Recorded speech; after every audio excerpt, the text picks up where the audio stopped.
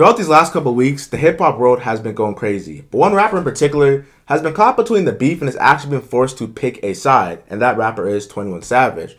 21 Savage is a rapper from Atlanta, of course, who has heavy ties to Metro Boomin, Future, and all the Atlanta rappers, but is also very linked to Drake after his recent success from Her Loss and other albums.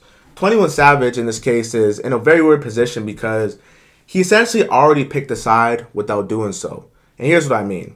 My first point is people are only as loyal as their last meal. What was 21 Savage's last album? American Dream. But before that, it was Her Loss, which was with Drake. And that was like $100 million grossing tour. They went all over the country. They had all these songs. They had Rich Flex, Jumbotron, like 21, can you do something for me, right? Like they had all the memes going crazy and they were featured everywhere. Not saying 21 Savage wasn't a likable artist before, but being with Drake, who's not really as much as a macho hard artist, it kind of made him more embraceful and people like him from the regular world. You know, he before was so in a box from his Metro Boomin days with Savage Mode, like with X, No Hearts, like, you know, Young Savage, why you trapping so hard? Like, all those type of songs had him so, like, in a box where, like, you see a dude from Atlanta with dreads, a cross on his face, like, you're scared of this dude, right? But Drake definitely made him more loyal and more likable, I should say, to the public audience. Metro Boomin and him are dogs. Like, that, we can't erase that. But 21 Savage has been very silent, and that way I see him taking Team OVO. And the reason is because even though Drake is so big, and you could say Metro, he's loyal to him, he sees more of the power in being friends with Drake, I would say, and just staying loyal to him and making bigger songs. Think about this. Drake just gave him his biggest fish to fry, which was Her Loss. And then he released American Dream, which sold, I think, 150,000 in the first week, which was a crazy, I think it was like his highest ever that he sold. So Drake essentially put him in a position where, I don't want to say it was a Drake stimulus package because 21 Savage was already big from before. We had Bank Account, you know, so many other songs, right? Creepin'. He has so many other songs that I can't even say that Drake was responsible for his entire career, but he definitely took him to like another level. Similar to how when Drake gave Lil Durk the song Laugh Now, Cry Later. Lil Durk was here, but Laugh Now, Cry Later put him here, right? And with, you know, 21 Savage and Rich Flex, Jumbo Shit poppin', major contributions, Circle, Loco, which, you know, Drake got a lot of flack for that too. It really took him to the next level. My point too is this. Drake essentially got dissed by Kendrick, Metro, and Future, and 21 Savage says nothing. It's like if you have two friends going at it and you're very close to both of them, you do your best to stay out of it. If you were to say to Drake or dog Drake out or saying that, yeah, Drake's not really like that, I was with him, or basically try to discredit like how Future's doing, Drake would be like, yo, I just gave you your biggest songs ever in your career. I brought you up to my level. I rarely do collab albums. And many people even think that that's why the beef between him and Future even started. We know Future had What a Time to Be Alive, DS2 Forever. And the crazy fun fact about DS2 Forever is that DS2 Forever only has one feature on that song. And it's a song, Where Your Ass Is At When Niggas First Got the Nose. That song was a banger. But other than that, they had What a Time to Be Alive, which was a collab album.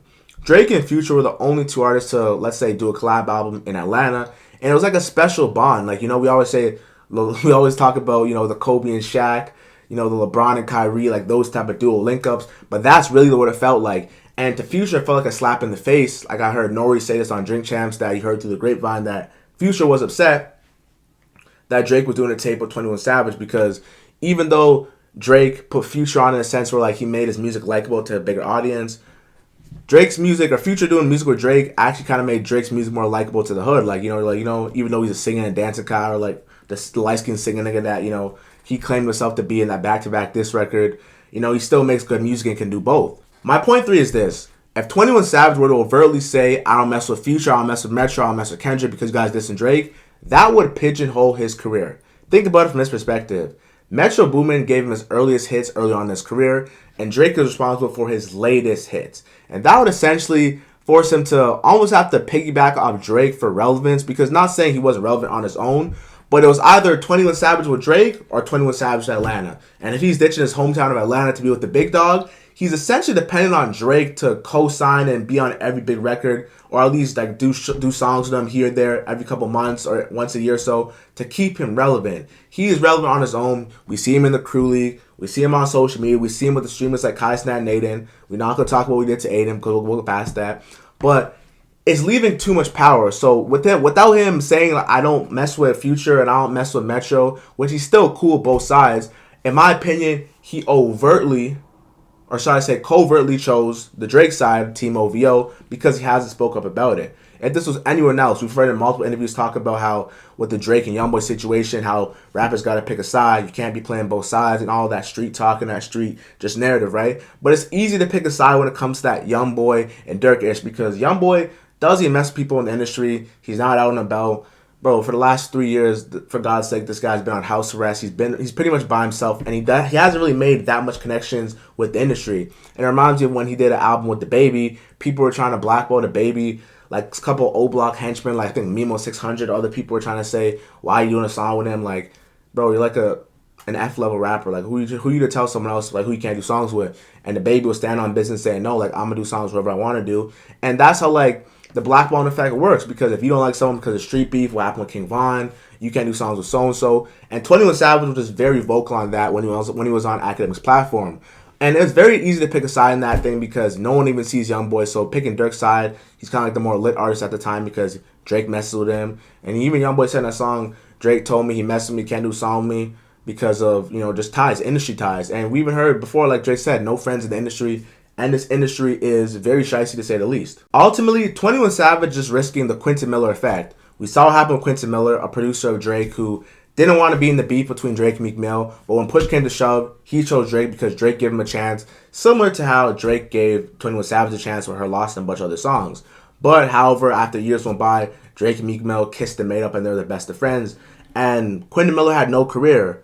No rapper wanted to work with him. He took Drake's side. He got beat up by Meek Mill's entourage, and people just weren't messing with him.